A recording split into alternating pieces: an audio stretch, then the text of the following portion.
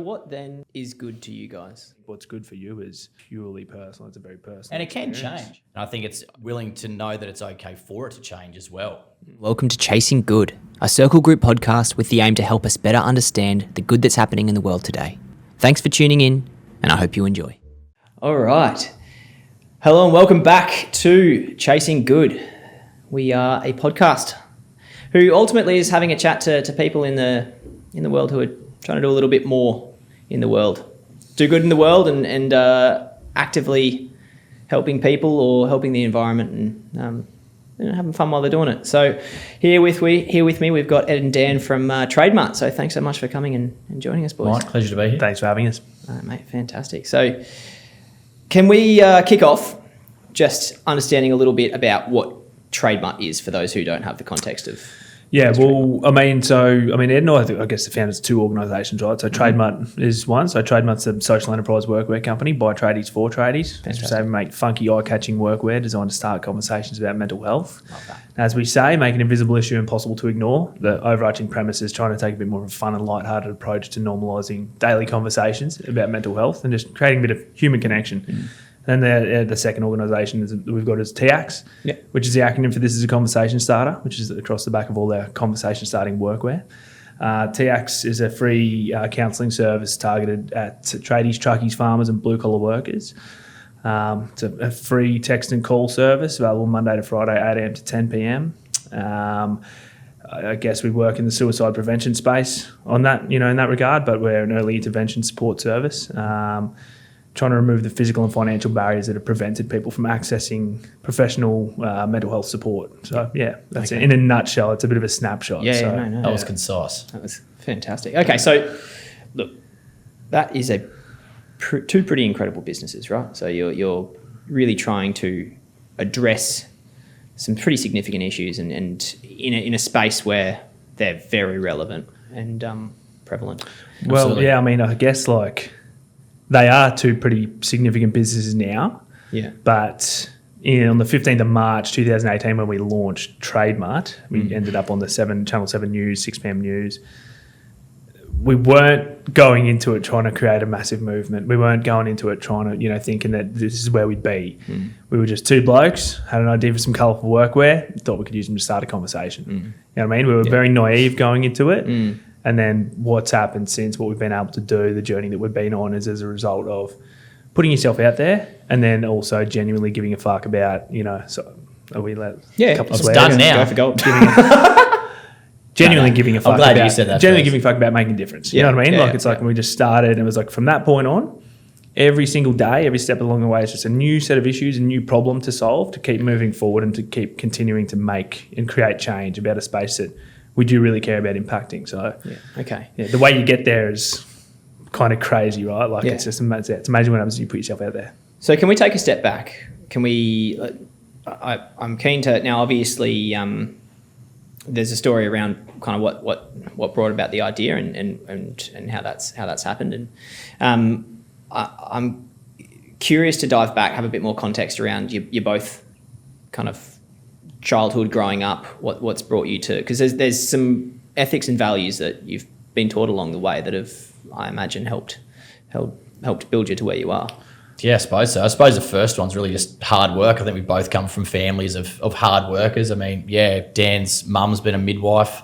His whole childhood and has worked nights and 7 nights a week for 30 years. Put me and my brothers through private school. You know what I mean? Jeez. So it's like having committed parents who are there. We were both fortunate enough to have private educations and that kind of stuff. So it's like slaved away to educate he and his brothers. And I suppose my folks are the same. Worked on sheep and cattle stations, and Dad worked in the mines after the station he was working on was sold. And it was like driving 8 hours one way for 7-day shifts. And we've both just come from like work ethic families, and I suppose from as long as I can remember, I was out helping Mum and Dad do things on the station and getting my hands dirty, and just we worked for a lot of different people before we met each other and worked for the same builder. But it was a journey of hard work and strong work ethic. I think is the same value that we've always had. Okay, fantastic. Anything to add to that, Jim? Yeah, I mean, everyone's got a childhood, right? A story. And I mean, kind of funny. Like I remember meeting a fella who became a mate of ours, Nick Sutherland, who's a mental health practitioner down in on the Mornington Peninsula. And he said something that really did always stick with me, and it was that like adulthood is just simply the process of unfucking your childhood for so many people. And it's like, and it's very true in a lot of ways because there's so much defining, what is it, the age of, first 5 years of your life. Don't start with the formative years. It's about how defining it is, for you, but it's all about through your childhood, right? Yeah. And you have these experiences and you think, like this is not uncommon. My parents divorced, separated when I was 1.5, I had 2 older brothers. They had a messy divorce. It was always like a long time. Shit was always unresolved. And as a kid, you kind of think, fuck, why is this happening to me? Like, what have I done to deserve, to be a part of this? But everyone's got something. Do you know what I mean? Like, there's no such thing as a perfect family, perfect dynamic. And a lot of people spend their time questioning, like, what the fuck, why? How do your parents do this or that? Or why does this happen? Why does that happen? And, I kind of reflect on a childhood. And, you could go so deep into it, but I kind of think I spent my time in my early 20s, like, not in a good headspace, thinking, what the fuck was all that about? You know what I mean? But I sort of got to the realisation, the conclusion that I'm the person I am because of those experiences. And if not for those experiences in my life, I wouldn't be who I am today. And, I'm kind of happy with the way things are turning out. And so it's a good thing. And I think reframing that perspective, on your childhood and on your, your upbringing. I've had that much time. I spent that much time thinking to myself, fuck, what are you going to do with yourself? Like, have a look at you. You got 2 successful older brothers. You're just a chippy, like, you probably don't even like your job. Like, what are you going to do with your life? Weight of the world on your shoulders. Why aren't I successful? You know what I mean? Like, all that stuff that so many people have.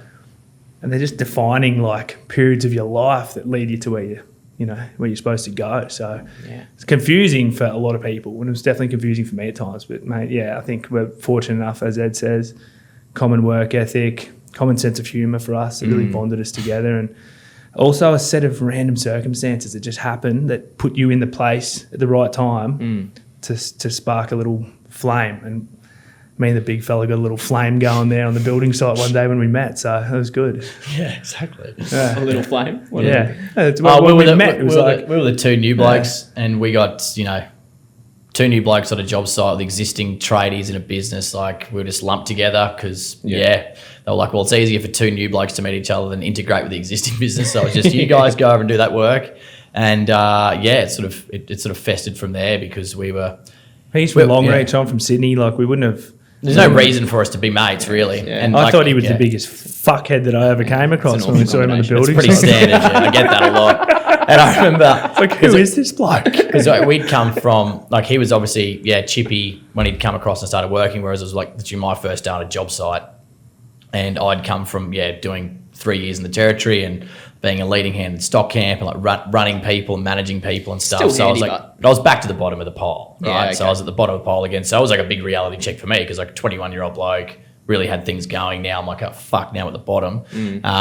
So unfortunately for Dan, because I was the apprentice and he was sort of looking after me, he got dished up the shit work that I was getting dished up. So it was like the waterproofing and fucking all these jobs that were just like dog shit. And we were like, fuck. I was like, this is shit house. Fuck this, I'm quitting. Dan's like, no, they're just testing us, Like Dan had the... I'm like, mate, shut the fuck up, man. I'm like, this is a test. They're testing us. They're testing you. Currently, you're failing. Yeah, you're failing. Shut the fuck up. Like, I'm in here doing it with you. Like, let's just get it done, and you'll see, mate. Just Job like site politics, mate, you just got to get it done, mate. And I think we've... and it's been a test ever since. I'm fortunate. Fortunate looking back that we did... I suppose come from doing tasks and jobs like that, which they were shit jobs. Like, we did some fucking shithouse jobs, but I'm so glad that we did them, got through them, out the other side, because one, we did like all the shit jobs we still did well, like, cause like we'd do like a good job, and like he was always holding me accountable, like do a good job and learn, and then we're to the point now where everything is basically flowing back into our business in regards to the same mindsets. Like, some jobs are shit, but they're nowhere near as bad as the jobs we have done before. So it's, having to, performance manage an employee, fucking deal with a cash flow issue, fucking, deal with some shirts that should have rocked up last Friday and we've got to, air freight the fucking things. Like, these are small issues compared to what we have been through. So it's like, makes it easy to get through the business journey, I think, post that. I always think as well, like the whole if a job's worth doing, it's worth doing well type thing. It's like so many people end up in a workplace or work environment that they don't love. They might fucking hate it, but they got to rock up there every day, get their paycheck, do the thing. So it's like if you're going to turn up and you're going to be there anyway, you might as well like apply yourself, knowing that you don't have to be stuck here forever, but the point you're at will be the stepping stone that takes you on to the next one and the next one that you're supposed to get to. And like that was probably for us, like, I mean, I had 11 years on the tools at Chippy. I really didn't see a great deal of satisfaction or value in becoming a builder. They just seemed fraught with danger and stress from my observation. So I didn't know what life was going to, how it was going to turn out. But I think, what have we got, about 16 years combined on the tools between us.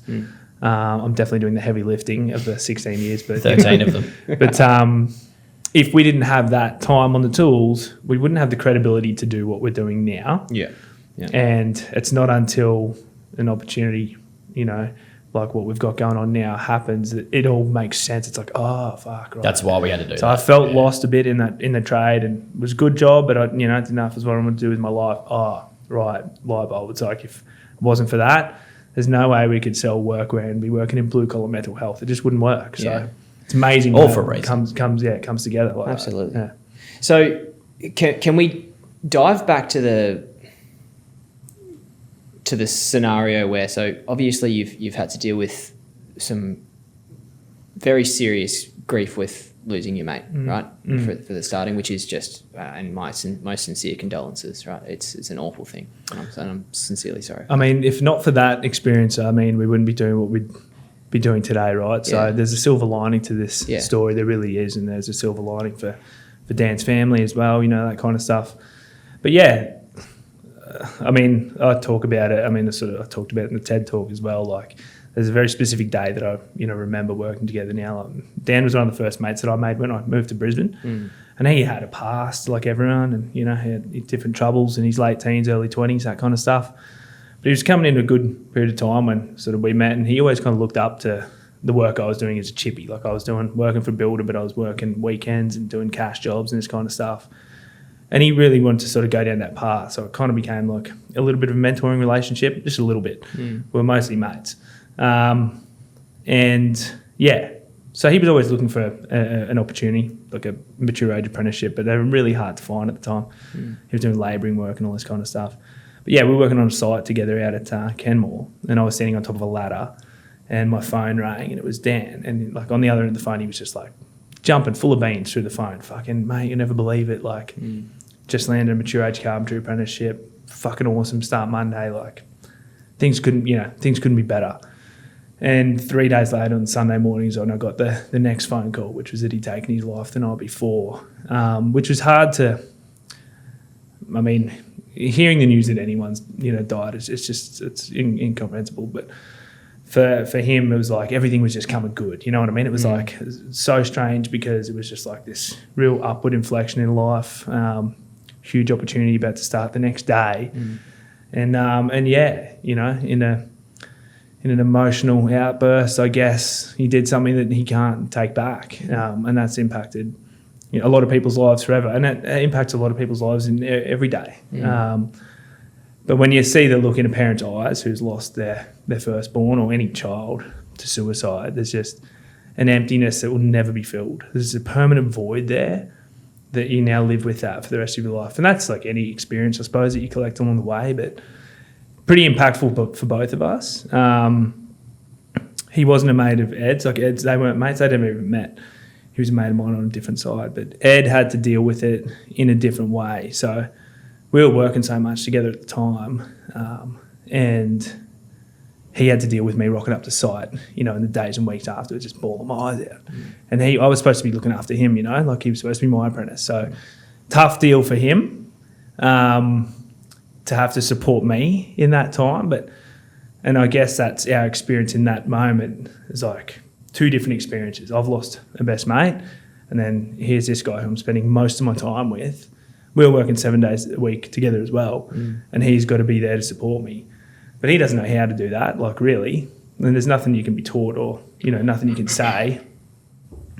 But just being there, being there, going for beer, having some chicken wings, you know what I mean? It was little Buffalo activities, wings, great. buffalo wings or whatever, just go have a hangout and just talk it out. And that was his, he can probably speak more to that, but yeah, so that was the start of the mental health side of things for us. It was a real eye-opener. Yeah, okay. And so there's a point in time, I imagine, that you've chosen to take a path ultimately which has led you here today. Can you tell me more about that period of time where you've kind of gone ahead with that decision? Well, it's sort of it's a bit of a complex road, I suppose, because originally, like, Dan and I just wanted to do something else. Like, we just had an itch to get into business, basically. We were working so much, so often. We were saving all this money. We sort of had the mindset that we don't want to go out and just piss this money up against the wall, fucking go out and play it with mates every weekend. We were sort of a bit over that, and we're ambitious to do something positive. We just didn't know what that really was. And like, we literally had ideas for like a tech company, which was like based around, LinkedIn for tradies was really the idea that we had. And we worked like evenings and mapped it all out. And Dan had it. Still have the what do you call it? The bloody wireframes up on the wall. We had string and fucking going to where buttons went, right? And we're like, this is fucking going to change the industry, right? This is game-changing shit. Anyway, then we got to the point where we're like, right, well, we need to like validate this thing and raise some money because we're flat fuck broke, we've got no money. And then we soon realised that most people in the building construction industry really don't give a fuck about technology, and it's hard enough to find tradespeople, let alone tradespeople put time into like having a digital resume or whatever. They really didn't give a fuck. So we're like, okay, this can't be validated. We need to somehow generate more income, or we can't work more hours than we currently are. So we're like, well, why don't we get into selling some sort of product or merchandise to then help funnel into?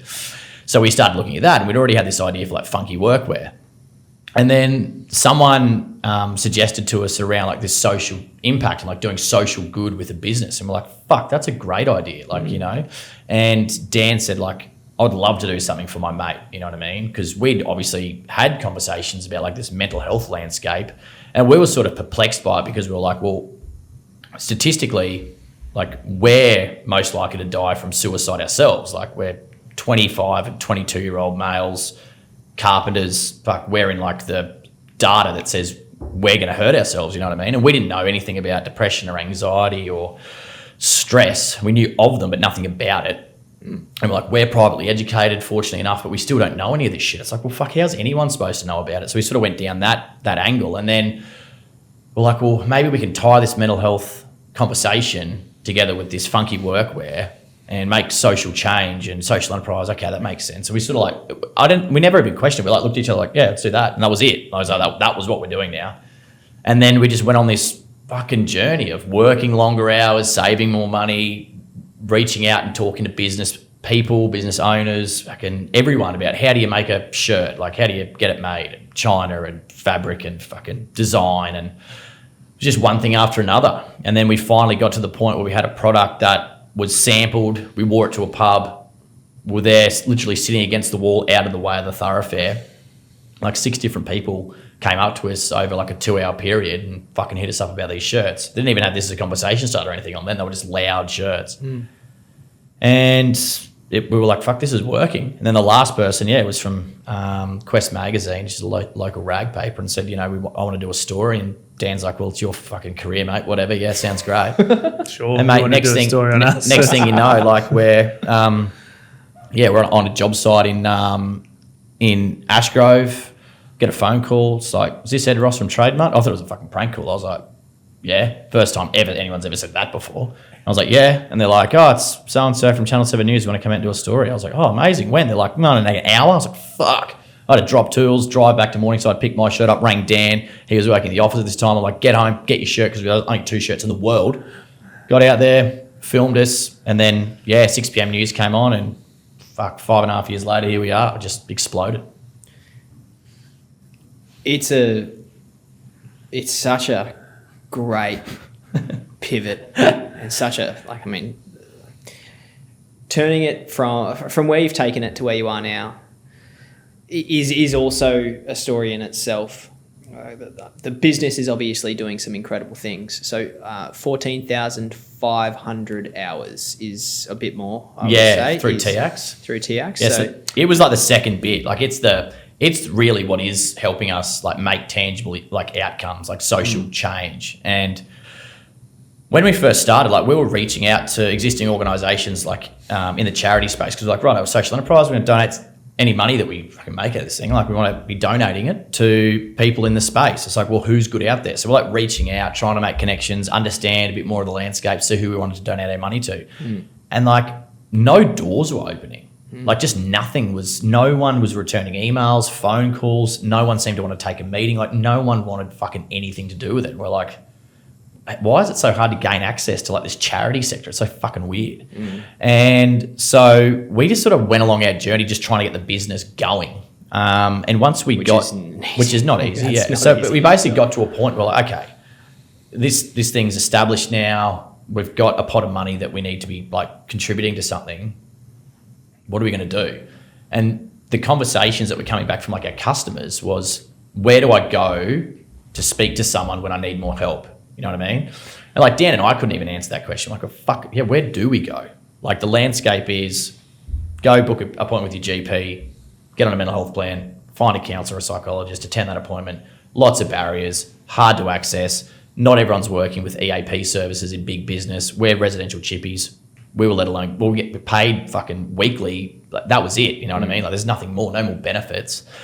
So we're like, well, why don't we just like hire counsellors and just get them to give their fucking time away and people can just call them, you know what I mean? We'll pay for them and, you know, just access. It's like sounded too easy. But that's what the journey we went along. We're like, righto, well, how do you set a charity up? Fuck, righto, meet with those people.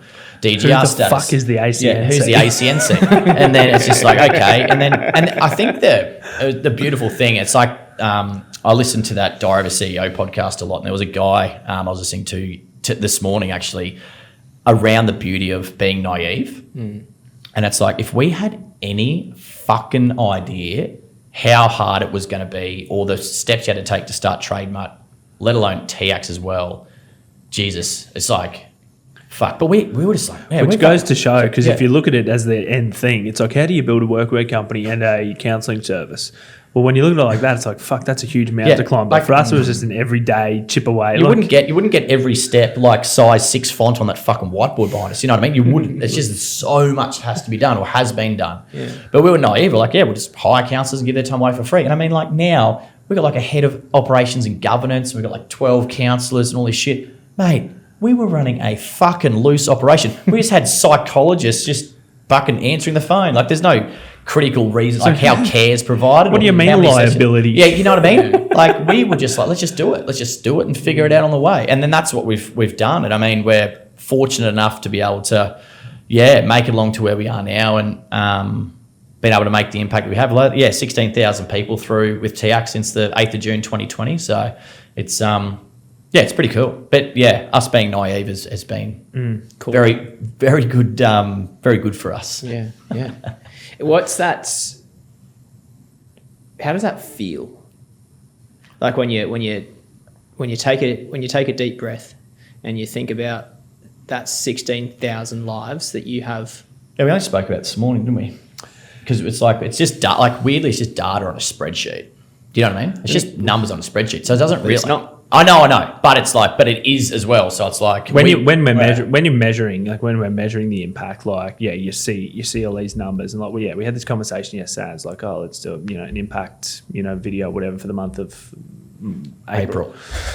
And it's like telling people how many people have used the service. It kind of means nothing, right? Connecting with them about a story of someone who's used the service. That's the meaningful part. Allowing people to actually understand, those individual stories behind it. I mean, like, it's kind of a funny thing, right? Because in the early days, we've obviously had a lot of heavy conversations. Given the space we play in, we've found ourselves in a lot of settings, social settings, and at events and all this kind of stuff where people unload. And it's not everyone. It's maybe just one person at each event you go to. There's always one. And so we've had a lot of heavy conversations in the early days, like, mate, like I take people's shit. Dan's a carrier. Like I'll carry all people's, shit. Like I just would. He's a rucksack filler. Help everyone. I'm one of those, whatever. And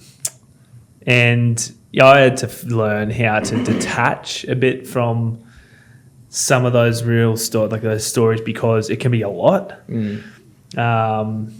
And so, I've sort of gotten better at kind of removing myself a little bit from the individual. So, I mean, obviously 16,500 people, whatever the number is, like, that's fucking awesome. Like, wow, all those people have had somewhere to go.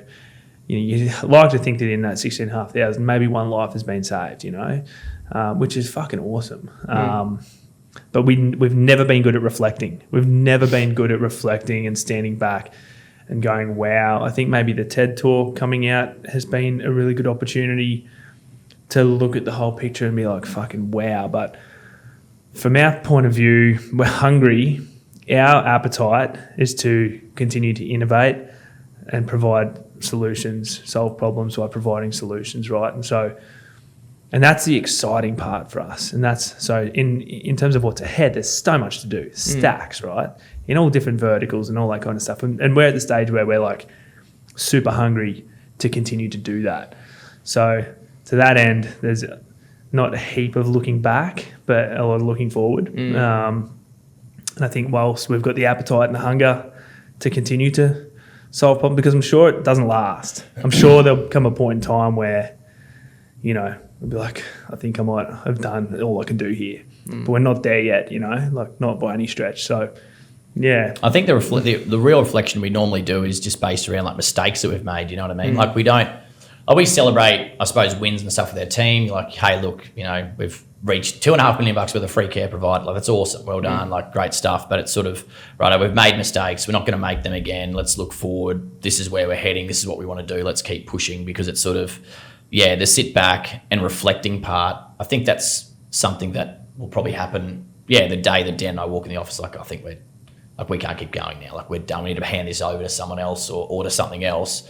And from that stage, it's probably a reflection of what we were able to achieve. But it's like, there's not going to be a time ever where the job's done either. Do you know what I mean? It's just like, there's so much more that needs to continue to happen and evolve, because the landscape 10 years ago in the mental health space is very fucking different to what it is today. And in 10 years' time from now, it's going to be even different again. So it's like ensuring that we're progressing and going along the journey of improving and evolving and being better and staying with the times and innovate to ensure that, the organisations are timeless and continue to make impact well into the future. So, the process of, like, say from the first caller, like, we'll never forget the first caller who called in to TIACS. I remember sitting in front of my computer reading an email and I just cried. I was like, fuck, wow, that's cool. But from that point on, from when the very first person called, I was like, righto, when the second person calls, how can we make their experience better? How can we make sure that it was better than the first caller? And it's been that way for all the way through the 16,500 has been like, what can we continue to do for the people who have called and the ones that will, to continue to make sure that that service and the quality of care they receive on that call, the actual provision of, counselling services, is fucking A1. And so that's kind of where we're at. We're just like, let's be better. We can do more. So it's reflective, I think, in what have we done, and then how can we build on that and continue to do better. So, and it's exciting. Like, it is. Yeah, very much so. It's funny, when I got into the space, I wanted to have a job that I felt good about every day. It's funny, you're the way that you're working now is, it's almost as though you're ignoring the impact because you just want to, improve the service and then. So I'm curious to understand kind of your personal journeys, both individually and then as a duo, So as a couple, as a married couple. As a couple. I'm in a two-way marriage. I was like, yesterday I rang Dan. I was like, well, I had a blue with one of my relationships this morning, so I'm ringing my other wife. So can you tell me a little bit about, you've as you said, you've gone from individuals, you've gone from chippies on the job site, having gone through some pretty significant stuff, and then to owning and running two very impactful businesses that are doing some really incredible things. God, that's a journey. You must have. Do you feel like different people? Oh, fuck yeah, 100%. Like, I mean, I mean, I feel as though we're different people than we were 6 months ago. Do you know what I mean? The amount of personal development, because I think the weird thing is that, I mean, for me personally, I don't think I really progressed personally so much in the business, because for so long we were just like wanting the business to survive, and like it was just hard work, grit, determination. Fuck, we've got to solve this issue, make this work, talk to this person, how do we make it happen? But then once it started getting to a point where we're like, hold on, we're burning ourselves out, we're not well now, nothing's going to work if we're not okay, which is everything that we are pushing out to everyone else, like look after yourself. So it's like, fuck, righto, so it's just take stock individual of where you're at. So where's our relationship at? Where's my relationship with my wife at? And what's my relationship with myself? Is all these things that I've sort of been through since we've started. And it's been like the last podcast we just did, it's sort of, you read one book, or you listen to one podcast, or you go to a yoga session, or you fucking go and have a beer with a mate and you ask questions and you start on your journey. And, you know, when we first started, I mean, we're probably drinking a lot more grog and fucking eating very unhealthy and doing long hours at work. And now we do a 4-day work week. I have a fucking ice bath every morning at 4:25. I go to the gym 5 days a week with my wife, and I'm pretty strict on sort of my eating habits now, you know what I mean? And I see my own psychologist. I actually haven't seen him this year, but like me and my wife were seeing him together as well last year. Just all those sorts of things. It's like, fuck, you know, when I was an apprentice, like the first day on a job site meeting this bloke, you know, I was going out every weekend and eating fucking pingers like they were going into fashion, you know what I mean? Like, He'd have a circular saw in one hand, cutting the side of a house, rolling a durry in the other hand. Do you know what I mean? Like, that's who I was. And it's like now... With no safety glasses on. No safety glasses on, yeah, just Champion Ruby, just no filter, just send it. But it's like, from where I was to where I am now, it's like, whoa, I'm like, fuck, I'm proud of myself. I'm like, where I'm at. I'm proud of where we're at. I'm proud of where he's at. And it's like, fuck, I'm really excited to see where we're at like in 12 months' time or 3 years' time. It's like, holy fuck, we're on a really cool journey now. Do you know what I mean? We've been really thrust into our own, like a hyper focus on our own mental health journeys by virtue of what we're doing. But actually everyone's on a mental health journey all the fucking time, right? Everyone is. Every day. You know, and I guess we've just had a bit more of a focus on ourselves by virtue of that.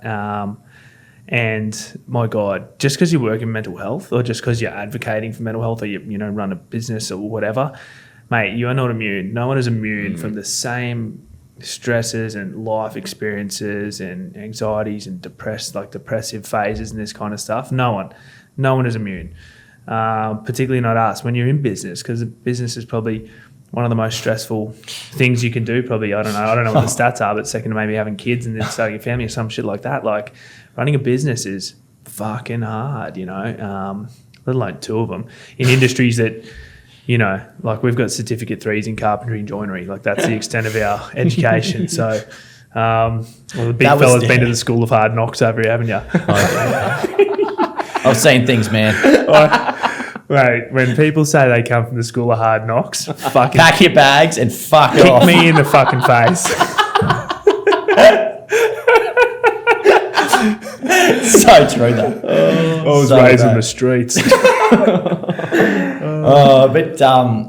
We are fortunate. Incredible journey, and like, mate, the roller coaster ride. You know, even like, you know, we used to blue a lot more than what we do now. I can't really think of the last time we actually had a blue, but we've had some stinkers. You're overdue. but we also got really good at conflict resolution between us, and we never went to bed angry with each other. We're good. We'd always roll back over and have a chat before we roll back and face the other way. Lance would be like, Dan, what the fuck is Dan doing in our bed?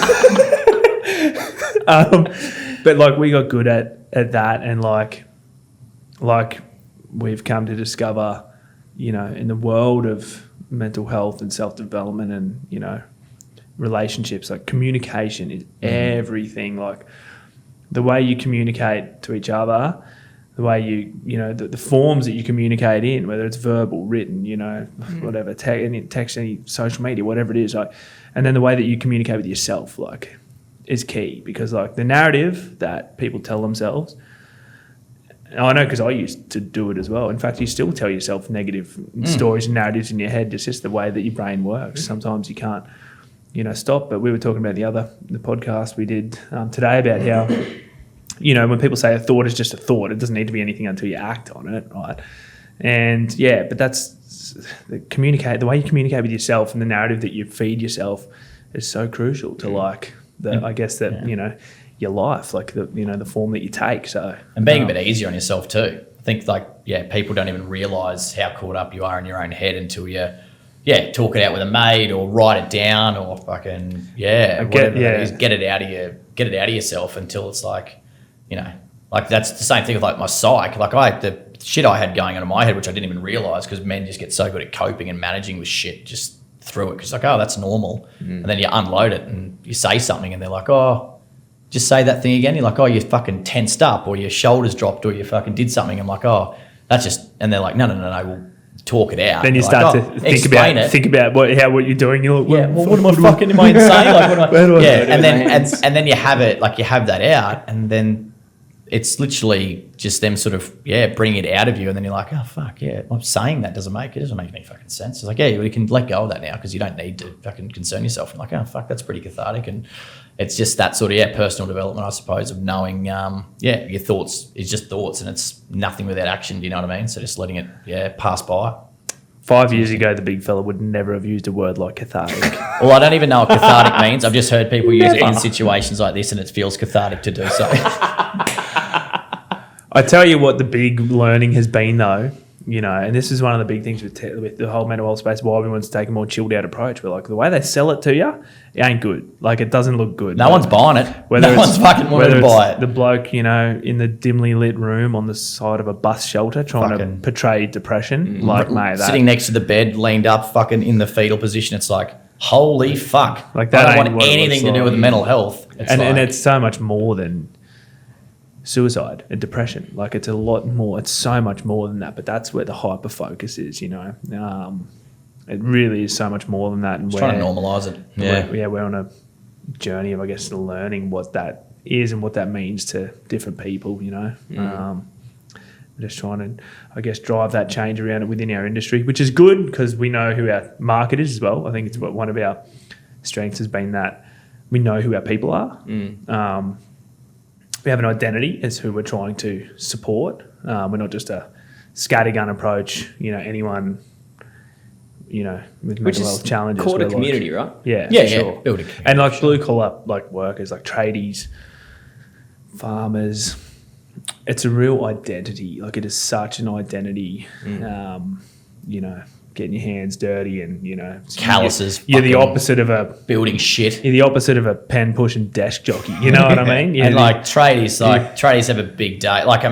Some of the hardest days we've ever done is without a doubt on a job site or fucking, working outside comparative to in the office. You might be stressed and whatever, but it's just the manual fucking labour of in the sun, working like a dog, 45-degree heat, trying to get something done. It's the biggest issue hard work. The biggest issue in an office is who ate all the yellow snakes. Yeah, or fucking why is the aircon so cold? Fucking people complain about the aircon. It's holy fuck, put a jumper on or go outside. You know what I mean? It's just Jesus. Yeah, it's wild. Anyway, the world we live in now. Hey, office issues. Office hands. Office issues. Absolutely love that. So what's next? You've come so far, but you're obviously only looking forward. How? Sustainability. Yeah. It would be the key word, I think, is a big theme for us probably from this year onwards. I don't think we'll change back from that mentality because we really did nearly fuck ourselves over. We really cooked ourselves. Last year, we've tried it. I was in the worst frame of mind 3 weeks before delivering that TED Talk, which was 4 months prep. To nail, I went through a breakup, 5-year relationship, and 3 weeks before I took the stage, I had to fucking block everything up. We had cash flow issues at the beginning of the year. We had all sorts of issues, mate. We were just absolutely cooked. Hadn't had a holiday in that fucking long, and then I've got to get up on stage and, biff this thing out. Do a talk about mental health. So sustainability, right? We've had a lot of the lessons that, you have in the startup business, and now we're like, righto. Like Ed said earlier, if we're not okay, nothing will be okay. So how do we structure things first and foremost so that it's sustainable for us and for the business, which will then allow us to have a platform to re-energise to then, go and do more. Yeah. So it's and we're just doing things like we said, like the 4-day work week, Yeah. like we started that in February. How's that going? Mate, the night before we did it, I don't even think I've told you. Like, I shit myself. I was like, oh my God, what we could fuck this right up here You right now. shit yourself about the weirdest things, eh? My thoughts, you know. We're going into a 4-day work But week. like, I'm like, oh my God, 4 days. Like, fuck, what if it doesn't work? You know, what if fucking sales fall off a cliff? Fucking customer service, whatever.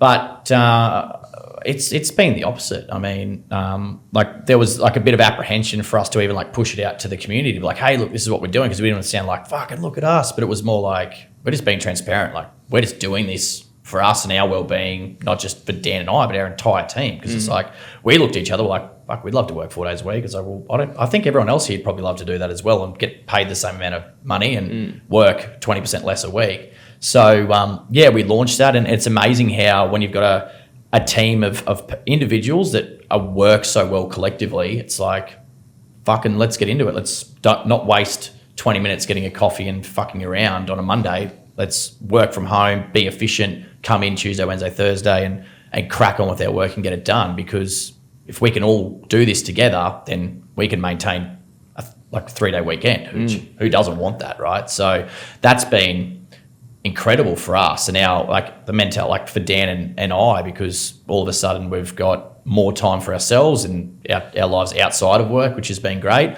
But also just a Friday or even a Monday, because everyone works from home on a Monday. It's just like, well, we can just spend half a day doing something and not have to worry about interruption or the expectation of fuck, we need to go into the office and, you know, be present. It's like, actually no one's in there, so we can go and do whatever we need to in these other periods. That's been really, really cool. We're probably coming to the hardest. Like we've just come through this week that we're recording. I'm not sure what your listeners are going to think. Is this live? This is happening live right now. No, this the jig's up. Yeah. Fuck. Cancel the recording. No, it's you know what I'm getting at, right? Yeah. No, like this week is the 5th week in a row of public holidays. So doing a 4-day work week in the public holiday period, like April, that's probably the most fuck around time to be implementing it, because you got Easter, Easter Monday, Good Friday. Mate, I Easter hate Monday, these short weeks, eh? Anzac It's all back Day. to front. And Mondays, so we switch, so we don't have a 3-day week then, we switch the public holiday. If it's on a Monday, then everyone will work Friday. Yep, You know what I mean? But then we're about to get back in our rhythm again. But it's Bit of give and take. A bit of give and guys. take. Come on. You know, 3-day week, fucking. not here to take the piss. But yeah, it's been a really incredible journey thus far. And to be honest, I thought, because like I'm like sales director or whatever my title is, but it's just like my sales customer service team. It's just like I really worried for them, because it's like, fuck, when you're not in front of the laptop or on the phone, it's hard to get anything done. You're having 20% less time. But they've just been fucking nailing it, and like the warehouse team, they're nailing it. Buying directors team, like it's just all running really well. Marketing team, like it's There's a awesome. lot more to it, like especially with logistics. Yeah. having those 4 days, that would have been. Did that take a bit of planning? Or was And that- during that, we moved warehouse and brought warehousing in-house. So Yeah, that okay. was like hectic as well. The whole thing's just a bit of give and take. So, I mean, it's got to work for everyone. It can't work for half the business and not the other half. But it's in everyone's best interests to make it work. And so, you know, yeah, we're doing the 4-day work week, work from home on Mondays, but like I've had to work a few of the Fridays. We've had events or you know, whatever, and which like we're the co-founders, like we've got to do what we've got to do, right? So, but it's not every Friday like that, but it's just a bit of give and take. So, you know, everyone knows it's kind of unspoken, right? Like if something's got to be done and you got to work from ripping. home on a Friday for an hour or 2 hours just to get a couple of things done, well, great, but it's better. That's better than, you know, than not, having that. So, I think flexibility is key.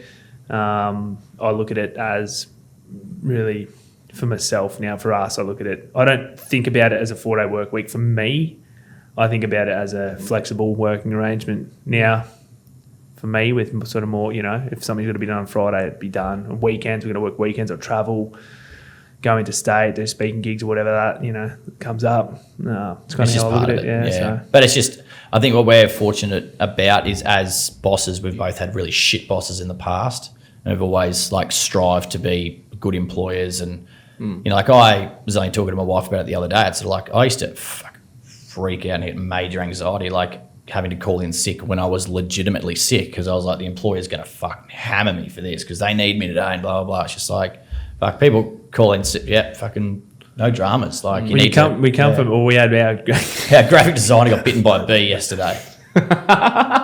He still worked from home. He didn't get bitten by the bee yesterday. He got bitten by the bee the day before. I think on Labor Day. No, he didn't. Yeah, I think so. Yeah. He didn't get bitten by a bee yesterday morning before work. He was coming into work a bit more. Anyway, mate, his fucking hand was like it looked like a cartoon. Like it was like a swollen, like you know. Poor bugger. And then we were just feeding. When we got like, truth be told, like we hear like the marketing manager goes, oh, so and so's not coming in today. He's been stung by a bee, and we're like, stung by a bee. That is a new one. Righto. Yeah, what are you fucking stealing someone's honey, mate? But then he came and we had a FaceTime call with him yesterday, a Zoom call or whatever, and mate, his hand was fucking the size of a house, mate. It was just like, oh god. But it's those sorts of things. Just the like we just trust the team, like very flexible, and I think we're reciprocated pretty well by them because they appreciate the flexibility and I suppose our care because we're nothing without them and they've been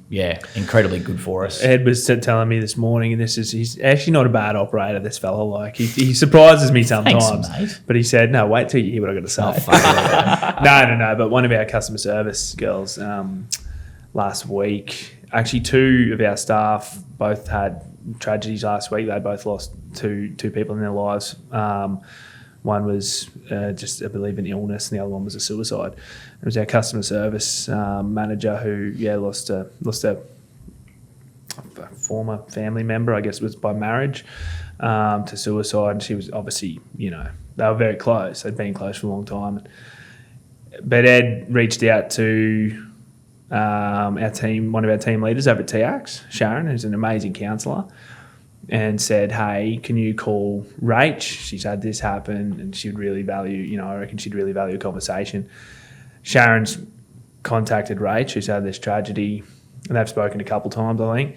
And then, Ed had a one-on-one with Rach yesterday and she was just like, I couldn't thank him enough for it's an act like that where you connect someone with, someone else who can provide some support for an employee that helps them realise that, their employer really gives a fuck. And she was just like, I've never worked for someone who would have made a connection like that, in that time. And, I know to Ed, he's like, well, that's nothing. That just makes sense as to what the right thing to do is.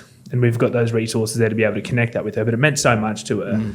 And that means a lot, to know that is, no one's asking him to do that. No one's like, he doesn't feel obliged. It's just the right thing to do. It's walking the walk, isn't it? And it just makes us, a huge difference in her life. And, for someone to come to work, to know that they've got a job to do, but we also genuinely give a fuck about supporting you. And I think that's probably another lesson that we've had as well, is that if you're going to employ people, there's no point bringing anyone into your fold, into your mix, unless you're 100% invested in helping them achieve success. If you're not prepared to set your team up and your staff up to thrive and to actually kick some goals and achieve success, well then there's no point having them, you know what I mean? Because that investment that you make into those people, it will come back around, it always does. But just some people look at employing other people as, a dog's body, you just hear, shut up, get your job done. But there's little things that you can do and that we try to do to really let them know that we care. And, you can tell, and it pays dividends in the vibe and the culture and the way people are. So, and that was just yesterday, which was kind of nice one, mate. Good one. But I think it's those things because, it's like we were sort of saying, we've had fucking pretty tough bosses before. And it's like, well, how can we be fucking polar opposite of that, but still run a business that's successful and have employees that are good and really work for us and feel a part of the greater good. And the interesting thing about it is that a lot of the people that are working for us now were mega fans of what we were doing. Do you know what I mean? Like Rach, as a perfect example, she was working at one of our wholesalers, and she just saw that job ad come up and, she came in with a sales sheet being she worked at Hip Pocket. She's like, I've sold 130 Trademutt work shirts. She goes, this is me, this is all the other stuff. Yeah. These are the sales of your products in our store. This is, and I was like, fucking Come in on Monday. And I think Can't beat that. Yeah, Like, that's pretty outstanding. the beauty of being like, this is our brand, this is what we do, and they've already bought into that. It's not just, oh yeah, like that's okay kind of salary and yeah, seems like a pretty good job. It's like, I really fucking want to work in this business, and then all that other shit's secondary. It's like, sweet, like let's go. The other funny thing is because our faces are so heavily attached to what we do, like we're the face of the brand and what we do. All our balls are on the line.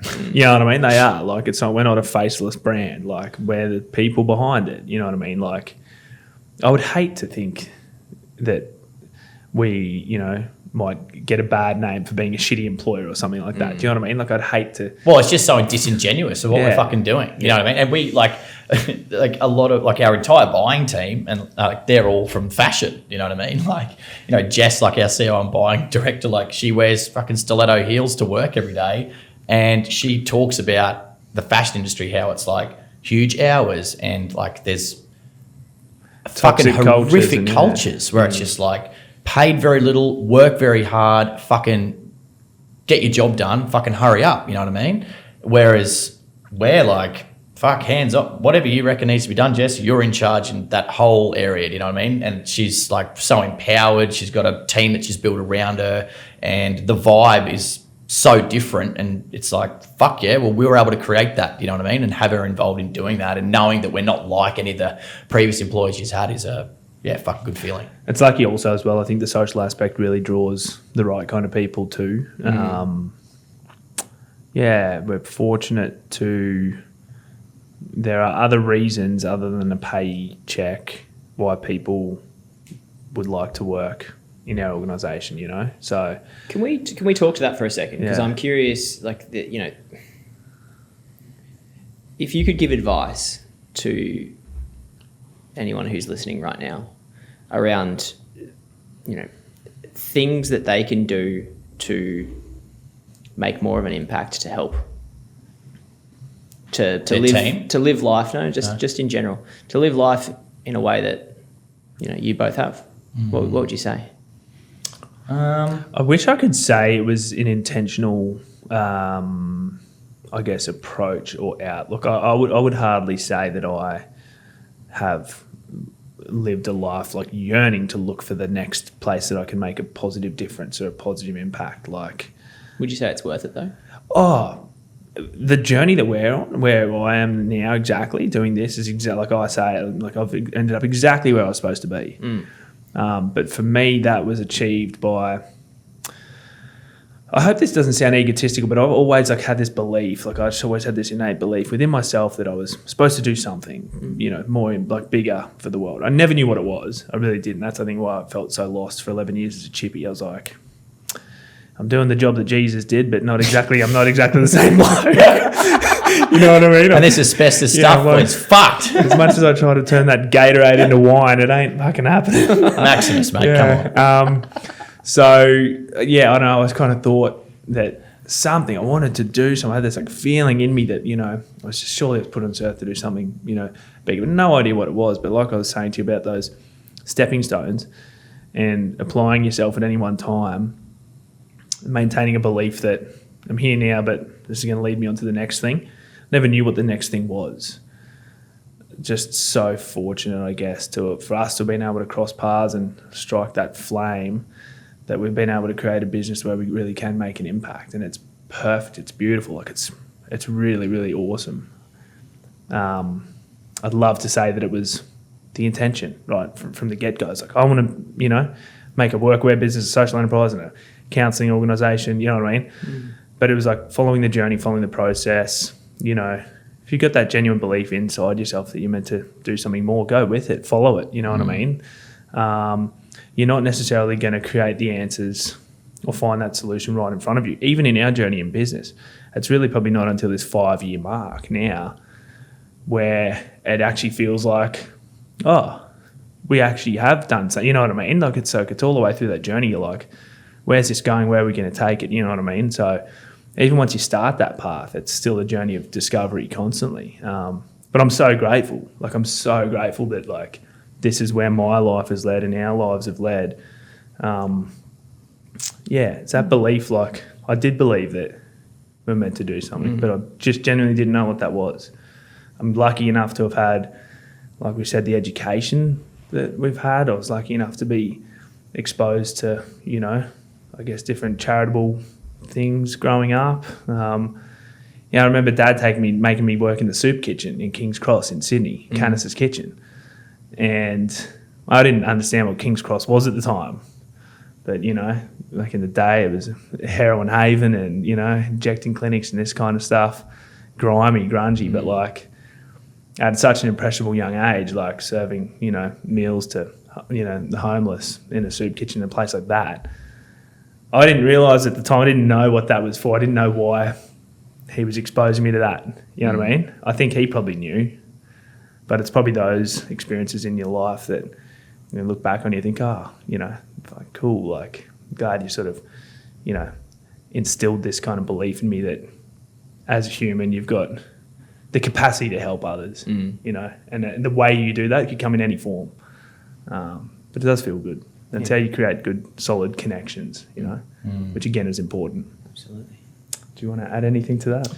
I suppose, for me and the question around someone wants to do good or whatever, like probably for a long time, like at school and stuff, I always like went to sort of social causes. Like we used to do like Meals on Wheels when we were in boarding school, and that was fucking awesome. I used to love doing like Meals on Wheels. We used to do we were right on Norman Creek there at Churchy, and like tides come up, there'd be fucking rubbish and shit everywhere. Like we started doing this thing where every Saturday before footy, we'd go and clean the creek, you know what I mean? It's like do those sorts of things. And those small social deeds was like a dopamine hit. Like, oh, fuck, we just did something good there, you know what I mean? It didn't really cost us anything except some time, and it was like we've made the day of some old guy who hasn't seen anyone all week, and we've just delivered him soup and fucking, you know, chicken and chips, you know what I mean? Like that guy's, his week's been made.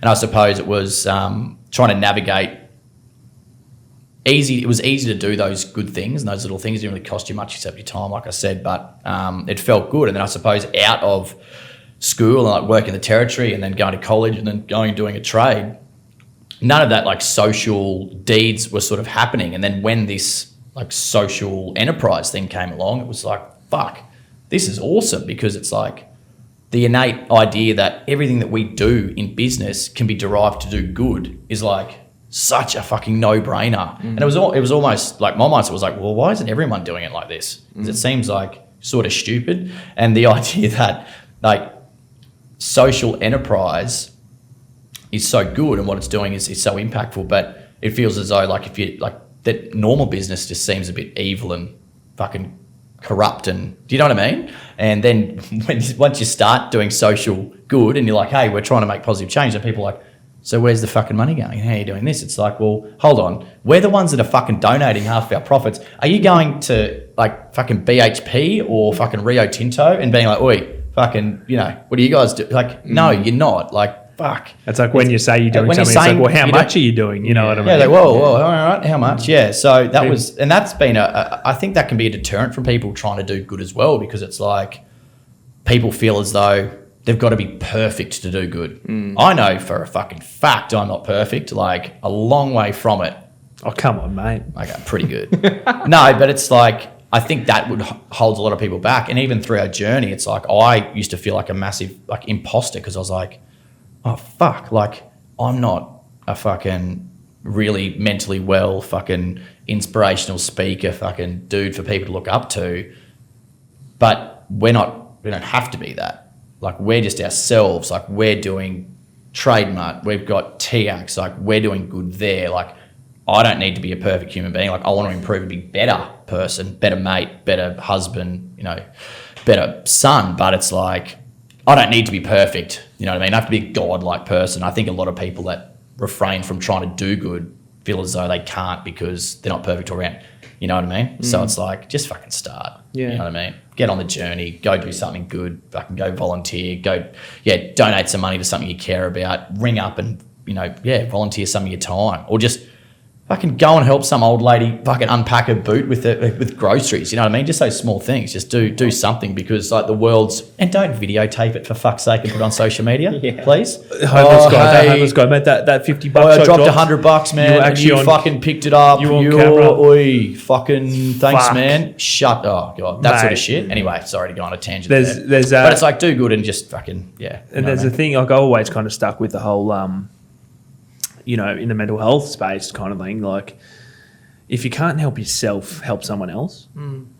He said it, like the dopamine hit you get from, you know, helping someone else or being useful to someone else, you know, like it's a real thing. It works. And so like I think you can really, when you're looking for a little bit more in life, looking for something, looking for that feeling, wanting to sort of put yourself out there, helping someone else does wonders for yourself. And like, I guess, I mean, that might be a selfish reason of helping other people. No, it is. Isn't it? But I don't think there's anything I wrong still with remember, that, you know. I kind of revert back to, you know, what you're talking about, perfectionism as well. You know, am I not perfect? If you're doing it, but what's the net positive of the intention? You know, am I doing it for a selfish reason? Perhaps. Is there still a positive outcome? Yes. You know, is it imperfect to be trying to do a good thing for an imperfect reason? You know? And I still remember there was a boarding master in the other boarding house when I was at school. Mr. Sattler, his name was. He used to pretend he was John Sattler's fucking nephew. It's a fucking lie. He wasn't. Anyway, I remember he said to me one day, he's like, Ed, everything that anyone ever does is always selfish. Like every decision you make is a selfish decision. And it's like you go, donate money. It's like you selfishly did that because it makes you feel good. Do you know what I mean? And it is true. And being selfish can be bad, but it can also be really good. And like for us, like I suppose we are being like selfish in a way. We're like, where the fuck we're going and doing this TIACS thing. You know what I mean? Like that's what we're going and doing. It makes us feel good. We know we're making change, and it's okay to do that. Do you know what I mean? Well, then it's the whole thing of like, if it feels good, do it kind of thing. Like if in your life it feels good, then fucking do that. Get into it. Yeah. You know, and that's probably, if that's the crux of it, then that's fine as well. Like it's, you know, it's not selfish in a negative way. It's it's okay to be selfish. Do you know what I mean? It's like us starting the business. We were selfish. We weren't going to the pub and spending time with mates on a weekend. We chose those decisions because in the end it was for the good. You know what I mean? So it's interesting. So what then is good to you guys? Oh, jeez. Yeah, it's a good question because you got me thinking when I know you've sort of flicked that through. I was having a look at it yesterday. I was like thinking, what does that actually mean? Because it's obviously very subjective, right? Very isn't it? subjective. You know, and I mean, I suppose it's hard to describe what good actually is without using the word good. Like, good is kind of like almost just okay or done. Like, it doesn't have to be great. Like, it's almost like, I was thinking about it yesterday, and it's almost like a mediocre word. Like, good almost just means just okay.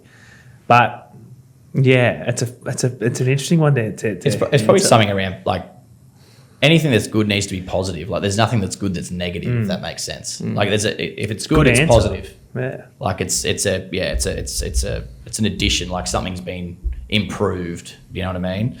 I don't think anyone's ever done anything good that's really created an overall negative. I think that's probably something around. I reckon they have. I reckon people have done good things for themselves that have had shitty outcomes for other people. So I was like, is it good for yourself or is it good for your whole community? Is it good for your workplace? Is it, you know what I mean? True. Because maybe it's as a collective. It's a fucking hard question, isn't it? Because I can eat food full of gluten and that's fucking good to me. But don't you send that shit anywhere near me, motherfucker. For a celiac, you know what I mean? That ain't good, mate, is it? You know, no, not good. Yeah, it's a very subjective thing. I think it's a very personal thing, and I think what's good for you is purely personal. It's a very personal, and it can experience. change. Well, it does. Yeah, it does change. It can change, like in a lot of ways. It can change. And I think it's willing to know that it's okay for it to change as well. You know what I mean? And striving to do good is fine, but if you fuck it up, it's all right because you're better off having a go than not, I think is another important thing. Have you had many, I'd be interested to know your thoughts on that and what sort of answers people have given you and how you think about that question. So perspective, I guess, has a few different layers of good. You know, you've mentioned the individual, you've mentioned the the wider community, I think what the general consensus has been so far is that it's a ambition. It's a constant evolving ambition that we work towards as individuals, as a community. It's not necessarily. I think that's been probably the most consistent, to be honest. So it's not an outcome, but it's steps towards being better. Yeah, and that direction. So rather than a destination, it's a journey towards it, and recognizing that we are imperfect, but also, recognizing that imperfect is good, but we can be better. But in the same token, this is what it's all about. I'm hoping to really dive a little bit deeper, understand more through this podcast. I think that we as well, like trying to do good, and like I was sort of saying before, like we've felt as though we needed to be doing more to prove we were doing good. Do you know what I mean? Even though we knew we were doing good, it's like, fuck, well, we were like, we've got to do blogs, we've got to do a podcast, we've got to fucking do all this extra shit because we're like, fuck, we're socially conscious, we've got to be good. But it's like, you can't do any good unless you're fucking profitable. And you've got a team that's doing the right thing, because you just spin yourself out into 1,000 different spots. Nothing really is then getting done. That is good, and you lose track of why you're doing it in the first place. Do you know what I mean? How do you think the ego comes into play? Ooh, yeah. Ego. Like that little fucker. Yeah. Because like the ego. Like I remember Dan and I, we had a dinner with a guy from Sydney. I must have been a year or 2 years ago, and we were talking about ego, and when we've always had the sort of same statements, like we just feel as though we're the same fucking two chippies that met on building site, 2014.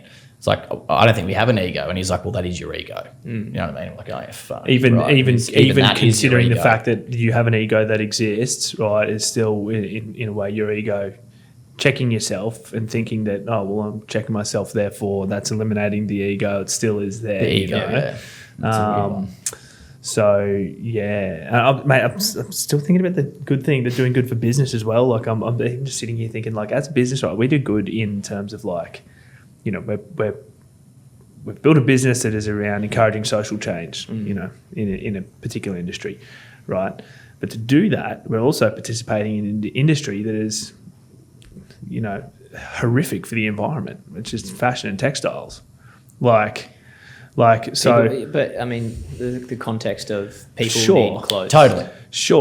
Yeah, definitely, right. But like I'm saying, in terms of thinking about us doing good in the industry, is like, yeah, on one hand we're doing good, but on another hand we're also contributing to we've got dyes and fabric pollutants, waste, this kind of stuff. And I know it's that can all play part in the sustainability piece too. It comes moving totally. Sure. And I was just like, but I think that's the complex thing that I was talking about before, the imperfect stuff. Yeah. And that's why, like, even the climate change debate, right? You got Leonardo DiCaprio being like, hey, fucking, global warming, let's stop it. And then some fuckwit gets on Twitter, is like, oh, you dickhead, you just flew on your private jet. You know what I mean? It's just like, fuck. With your 22-year-old girlfriend.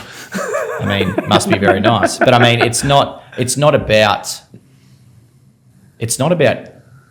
Leonardo DiCaprio flying on a private jet. It's like, he's like, yeah, that was the only mode of transport I had to get from here to there in fucking a day or whatever, right? Like, I had to be here. That's the only way I can get here. What he's saying is that we need to change it all collectively. No, it's not going to happen overnight, but it's like we need to progressively move good to do something about this issue. And I think that's what holds a lot of people back too. It's just like, oh, well, if I don't have any plastic in the house, if my car's electric, I fucking have solar panels on the roof, I've fucking, got a Tesla, I have zero waste, and, all my water's recycled. It's like, fuck, I'm not even going to start doing anything, because if I can't do all of it, there's no point trying. It's like, well, that's also not the answer. Like, we need to start doing something. Do you know what I mean? So I think that plays part into the restriction of why people try and do good in the first place. It's like, well, fuck, if I can't do it all, then I may as well not do anything. It's like, well, that's never going to work. You know what I mean? Yeah. Yeah. If there were one thing that you could see changed in the world, what would it be? One thing changed in the world. Fuck, just unneeded single-use plastic, for fuck's sake. Like, it just drives me insane. Do you know what I mean? Like, even on our mail out, like, we've got recycled cardboard mailers, you know what I mean, for all of our stuff. And, like, the plastic strip that comes off, it's just like, fuck, you know what I mean? It's like that bit of plastic. It's like, why do we need to have that there? Or you go and you buy a pumpkin that's been cut in half and wrapped in plastic. It's like, fuck, just leave the pumpkin as a whole. I'll cut the fucker in half at home. You know what I mean? Like, that sort of shit. That's one thing that really annoys me. Like, it doesn't need to be done, or the bananas that are single wrapped or whatever. It's just like, fuck. That shit just really pisses me off. I could go, it's kind of funny. Like, I feel like there's probably some negative human emotions that I reckon if I could, eliminate those, it'd be pretty cool. Like things like jealousy,